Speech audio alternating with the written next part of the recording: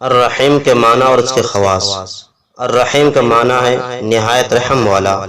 اس کے خواص 10 ہیں۔ نمبر 1، جو ہر روز 100 بار پڑھنے کا معمول بنائے اسے اللہ تعالیٰ کی رحمت نصیب ہوتی ہے اور لوگوں کے قلوب اس کے لیے نرم ہو جاتے ہیں۔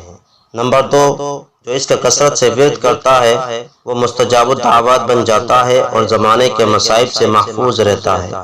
نمبر 3، جو کسی جابر حکمران کے پاس جاتے وقت یا رحمان و یا رحیم پڑھتا ہے اللہ تعالیٰ اسے ظالم کے شر سے بچا لیتے ہیں اور خیر عطا فرماتے ہیں۔ نمبر 4، جو کوئی ہر روز یہ اسم 500 بار پڑھے گا دولت پائے گا اور اللہ تعالیٰ کی مخلوق اس پر مہربان اور شفیق ہوگی۔ نمبر 5، جو اس اسم کو صبح کی نماز کے بعد 100 بار پڑھے اس پر اللہ تعالیٰ کی تمام مخلوق مہربانی اور شفقت کرے گی۔ نمبر 6، جو اسے صبح کی نماز کے بعد 555 بار پڑھتا رہے وہ ہر حاجت سے غنی رہے گا۔